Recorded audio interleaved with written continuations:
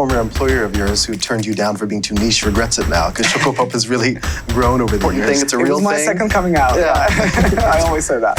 You know, forget having sex on television or nudity, even alcohol and cigarettes are now blurred out. They started producing hardcore Turkish porn film. Pop culture is an extension of politics.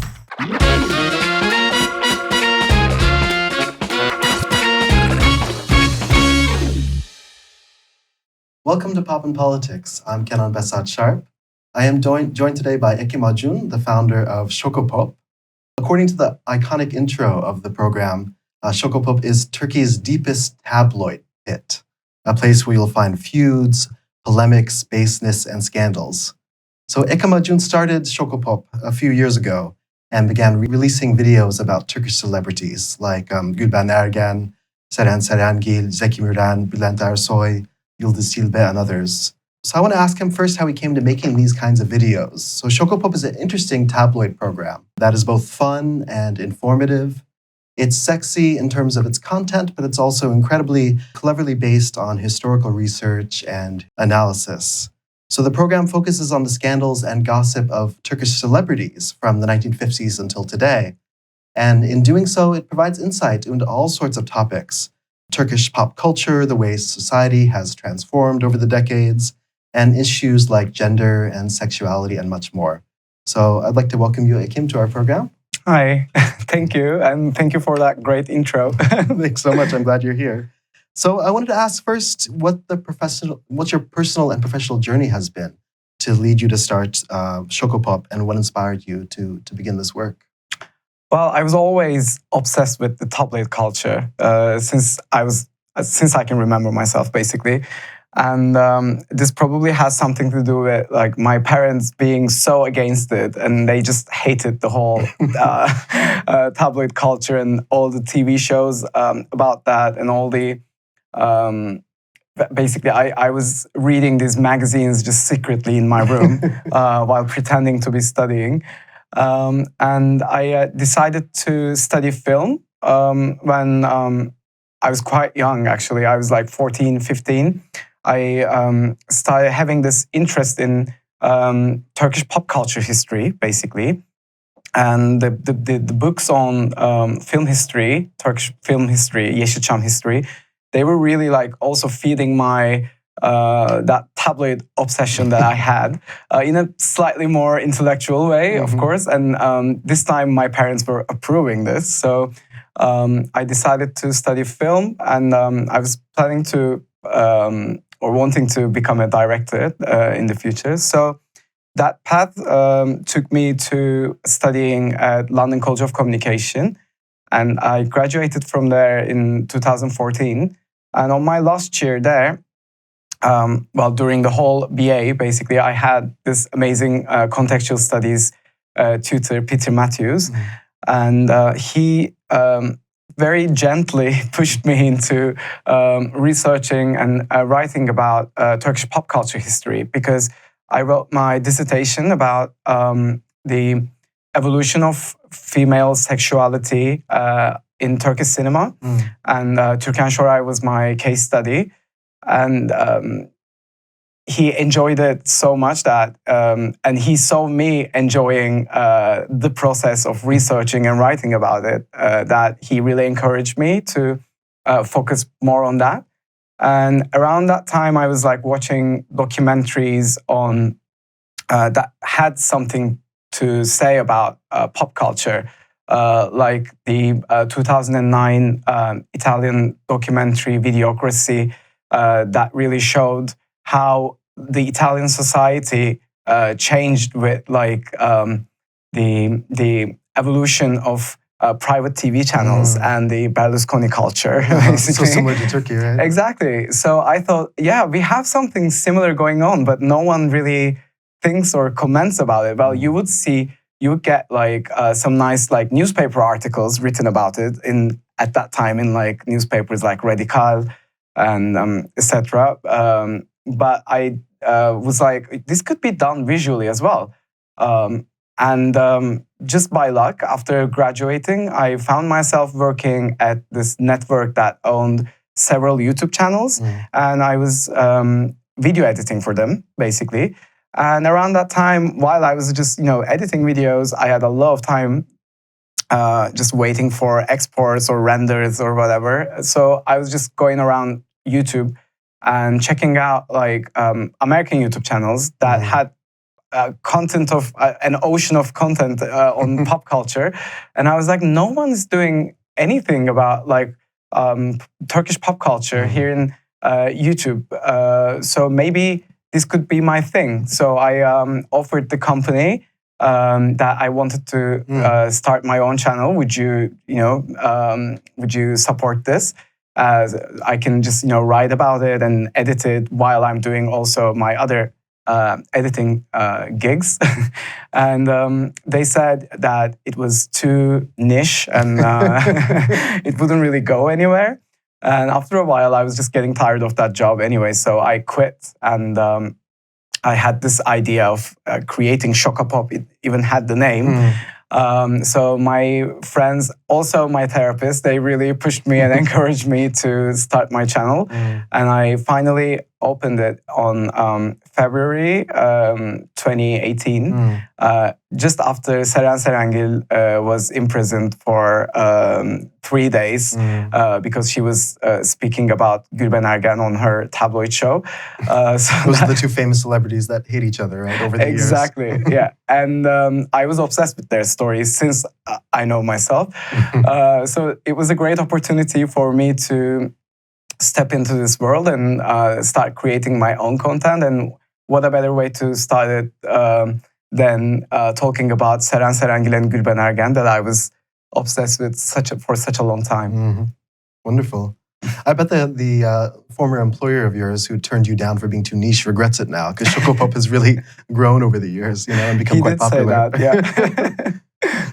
So one thing I was curious about is in your earlier, press appearances, even in interviews, you would use the same kind of style that you use in the videos, which is a very distinctive mask, and also you disguise your voice with a certain type of distortion. But I know that you eventually, at least in your press appearances, stopped doing that, even though the video, that's still the style. What was behind the decision to be anonymous first, and then why did you change your mind later? Well, I was anonymous for 2 reasons, I always say. The first one is shame, basically, because I have been shamed about my knowledge and my interest about the tabloid culture since I ever even had any friends, or even at my parents' at my parents' home while I was growing up. I was always shamed about being interested in these people or in pop culture phenomenons or whatever you may call it. So I did not want to put myself out there and put my face out there and my voice out there and be this guy who knows everything about the tabloid culture. And the other reason is basically safety, because just like I just mentioned, Seren Serengil was imprisoned for 3 days at that time. So I was like, these people all have lawyers and they have the money to take you to court, or they might even just do something even worse and shoot you from your ankles or whatever, which used to be a common thing, especially back in the 90s and early 2000s in Turkish pop culture scene. Yeah, you talk a lot about the relationship with mafia. Exactly. So that stuff was there. It's so a real threat. It was a bit scary in that sense. And so I never thought that, the channel would grow that big and, it would become my source of income, and that I would create a team. So I never thought anything would like that happen. So I just started this as a hobby and to sort of throw out everything that I collected over the years and to free my mind from them a little bit.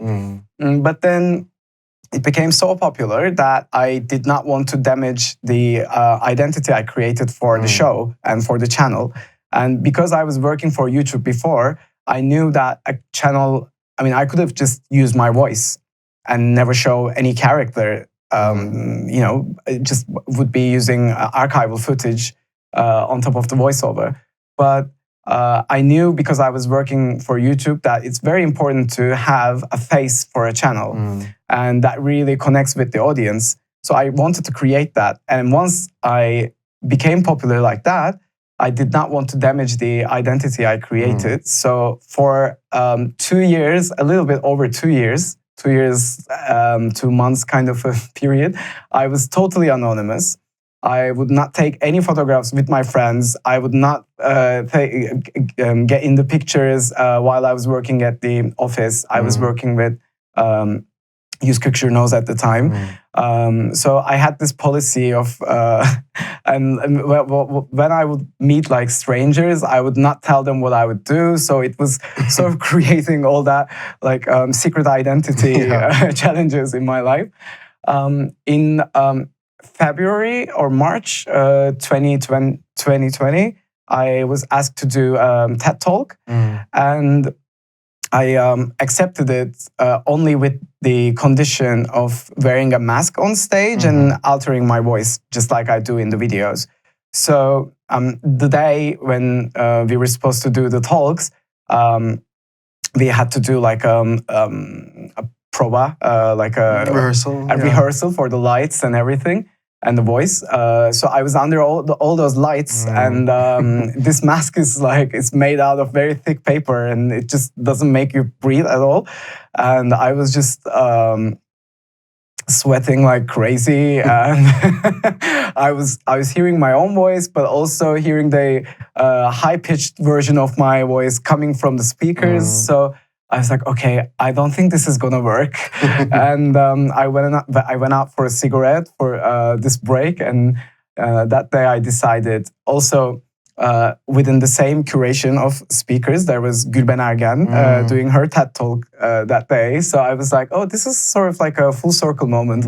I started my channel with her story, and today we're giving TED Talks at the same venue. So maybe today is the day that I should, finally expose myself. And after I did that, I didn't want to integrate my personality in the Şokopop videos, because I was already very content with what I created. And also after doing the videos 8 months for just by myself, I started working with other people as well. And I had a talented team that also contributed to Şokopop. So Şokopop is not just Ekim, it's not just me, it's all of us. And I did not want to sort of like put my face in there and change it. Yeah, absolutely.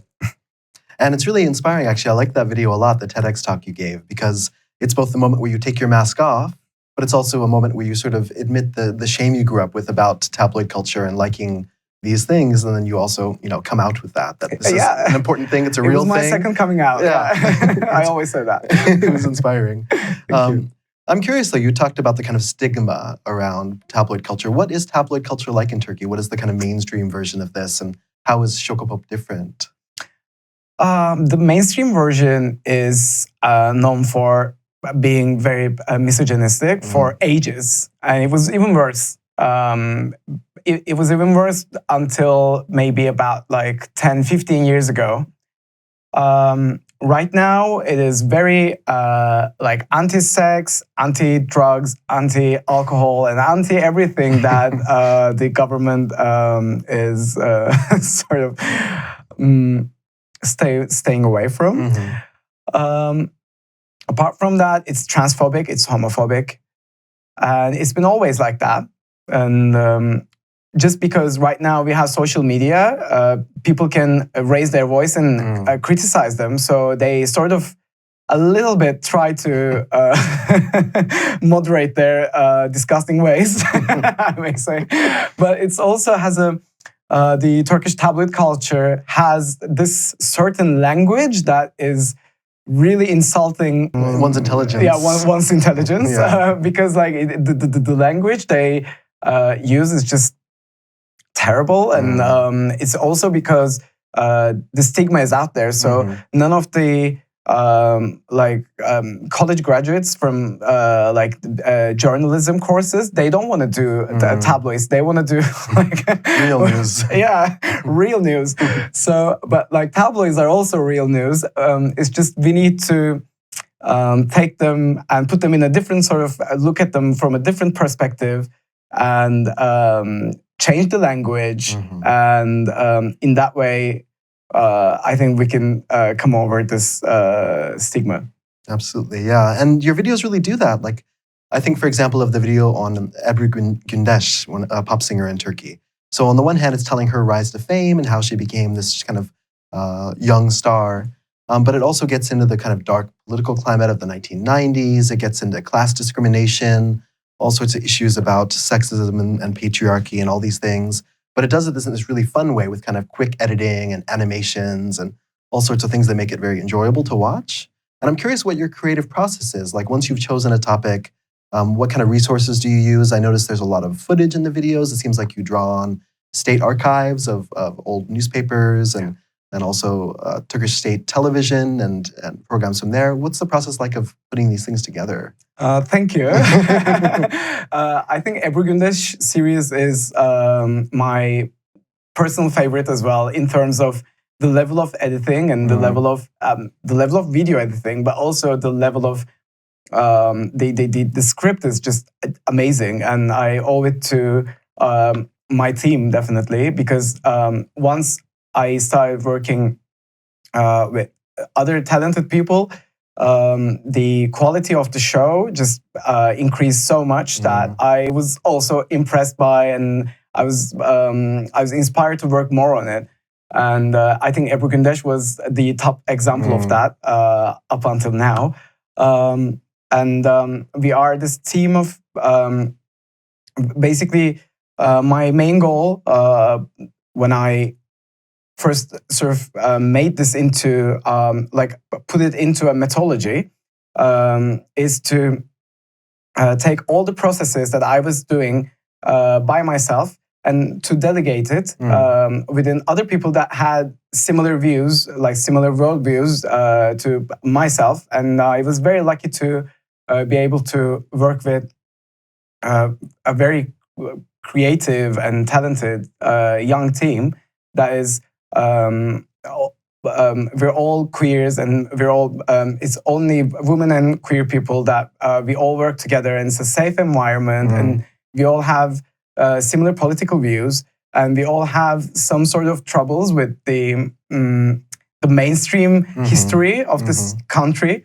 So while we're when we choose someone like Ebru Gündeş and we start digging into that person's story, everything that has to do with that person's rise to fame, or maybe sometimes even like fall from grace, it all has to do with the politics and the current stage of the country at that specific moment in time in history. So we try to look at it from that perspective.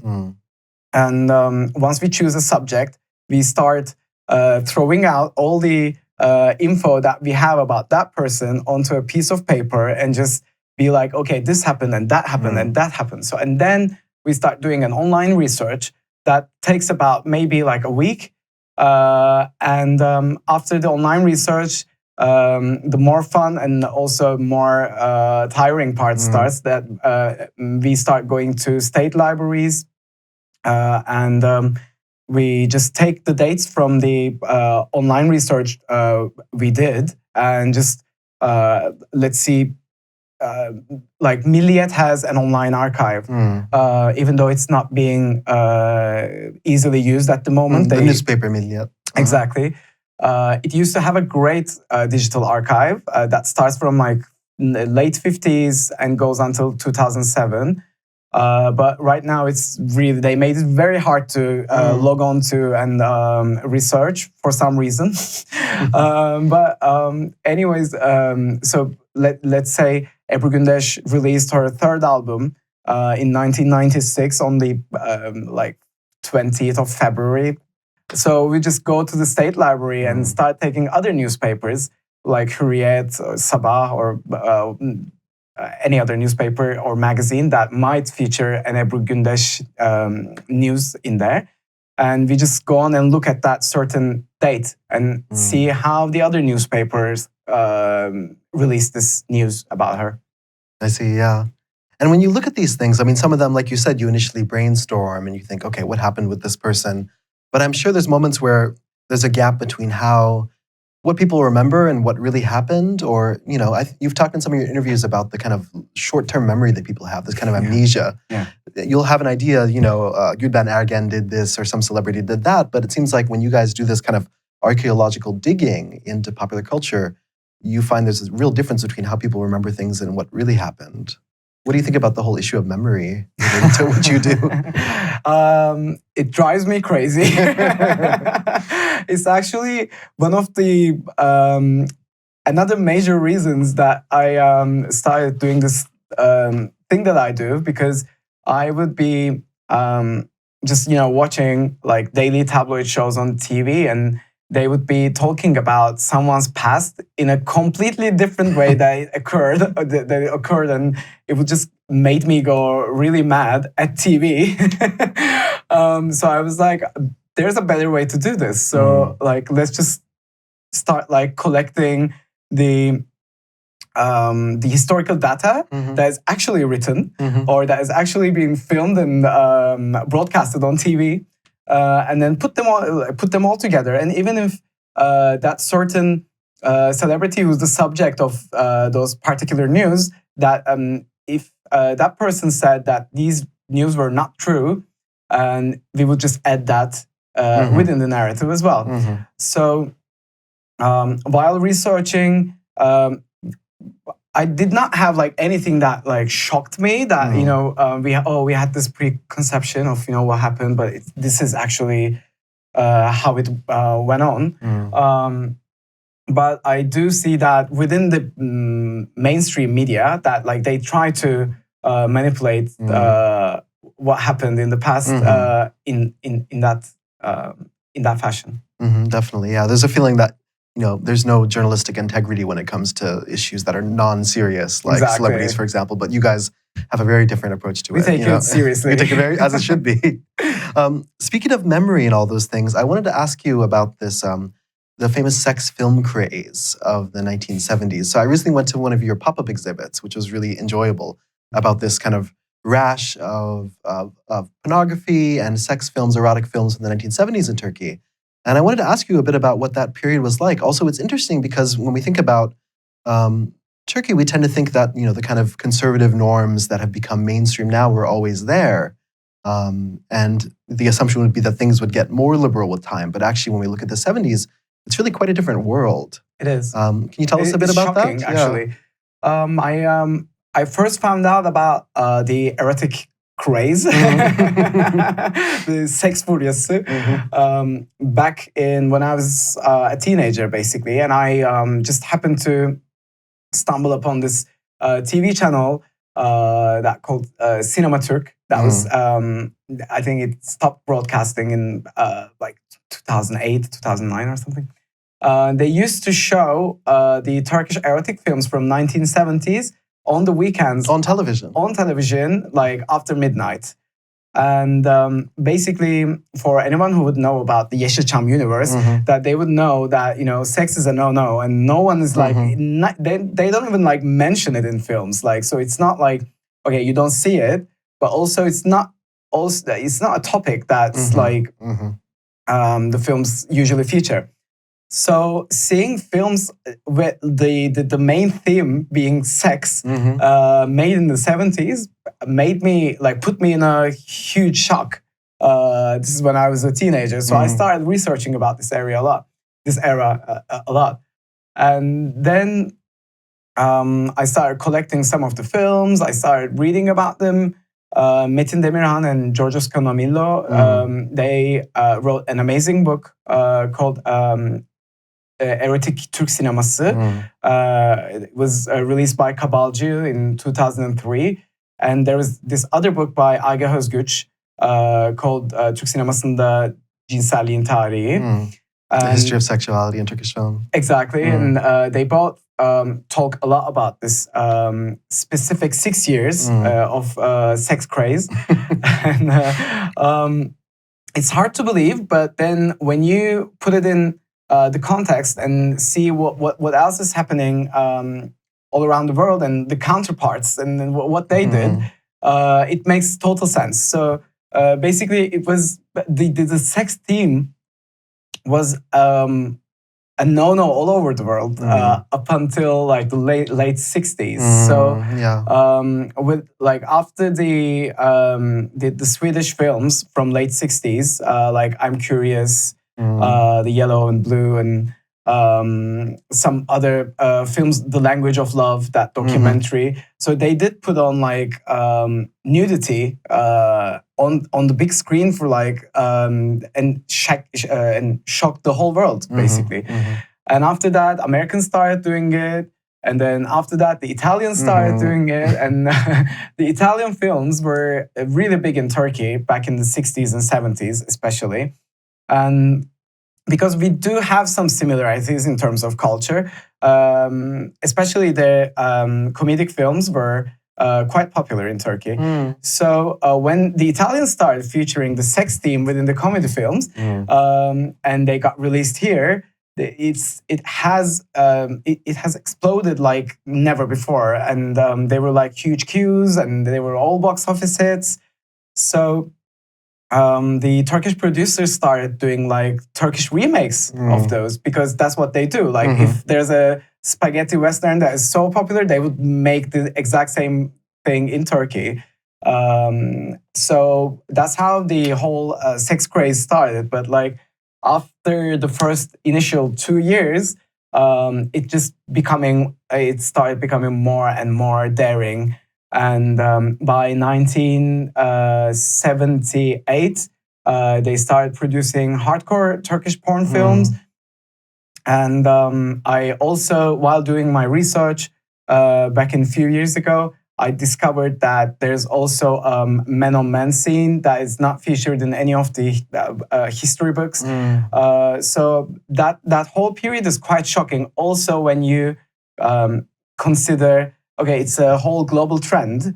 We can understand that. But also, the coalition that is ruling Turkey at that moment involves Milli Selamet Partisi. An Islamist party, right? Exactly. And it's sort of like the pioneer of AKP, because the Milli Selamet Partisi had this leader, Necmettin Erbakan, who used to be like the how do I say? So he was sort of like Tayyip Erdogan's mentor. Yeah, exactly. Yeah, it's fascinating to think about how different that Turkey is than today, where forget having sex on television or nudity, even alcohol and cigarettes are now blurred out. And that is crazy. World. Yeah. And for me, from like a personal point of view, basically, my earliest memories sort of go back to like 1994, 1993, just like stuff that I used to watch on TV that I can remember. So back in 1993, we had like the red dot films. The red dot is something that would appear at the right end of the screen, and it tells you that you're about to watch something erotic. So the Turkish national TV, one of the, like many of those, like Show TV, Star TV, ATV, they were all broadcasting erotic films after midnight when I was a child. And there used to be this very popular show called Tutti Frutti. It's famous, yeah. Yeah, it's very famous Italian and then German show.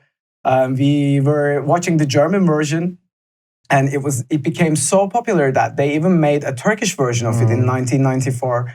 And I was just in like nursery and kindergarten, and they were like kids like mimicking the chin chin moments. So we sort of like grew up with that, and then sort of like seeing Yeşilçam films from like 80s who were a little bit more daring in terms of like nudity and drug use or like alcohol use, and exposing those sort of subjects. They were shown uncensored on TV when I was a kid. And growing up in high school they started censoring the glasses with alcohol in it. Yeah. So I was like, oh, okay, this is like getting weird. And then it started getting even more and more and more conservative to the point that is just we went back to that Yeşilçam age where sex is just not spoken of. Yeah, exactly. And even more conservative than that, because even alcohol is not a taboo now. Exactly. Yeah. You're right.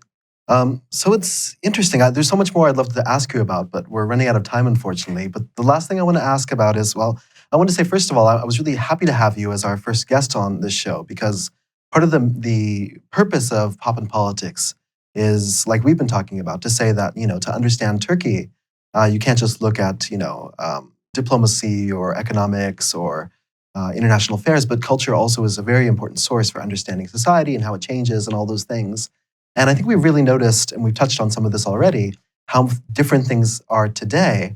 But one thing we've been seeing is a lot of celebrities, some of them not particularly political, really coming under fire. And this kind of new relationship starting perhaps between the government and different famous figures. So we've had the pop singer Tarkan, who has long made these kind of open but also careful statements about politics being attacked by right-wing press. We've had Sezen Aksu, the legend of Turkish popular music, being attacked by pro-government circles for a song lyric about Adam and Eve recently. And then the pop singer Gülşen recently was arrested, actually, for a comment she made about a certain type of religious school here, but also she's been known to be supportive of LGBT rights, and some people think that's in the background. What do you think is going on in terms of, how do you see the relationship between celebrities and political power changing? How do you interpret all this? It's a very dark atmosphere that they are, but also all of us are living under right now. It's just so oppressing, and it doesn't. The examples that you just gave, they used to it used to be impossible to think that these things would actually happen. Maybe even like a year ago or 2 years ago. So I can tell by the whole process that it is gonna go for worse. And they're making examples out of these hugely influential celebrities, and sort of all putting putting a finger out there and telling us all to shut up and sit down and just obey whatever they want us to do, or however they want us to be and behave like. And there's also an incredible rise within a hate towards LGBTQ plus community. And I personally feel very threatened by all of this is going on. And also with the new law that is introduced just this past week about censorship, online censorship, it's going to make things much worse for everyone. And that's why I'm also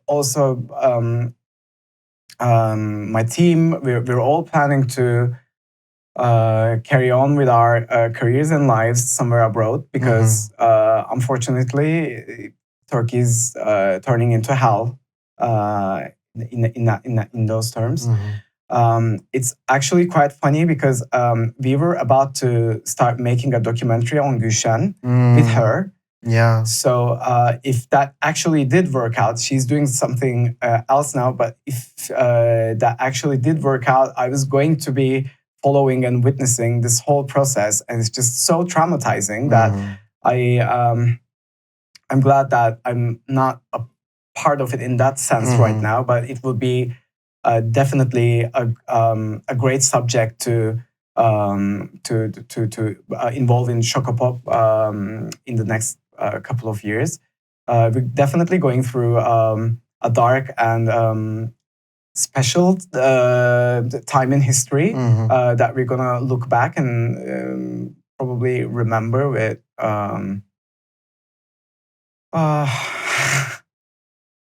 I don't know.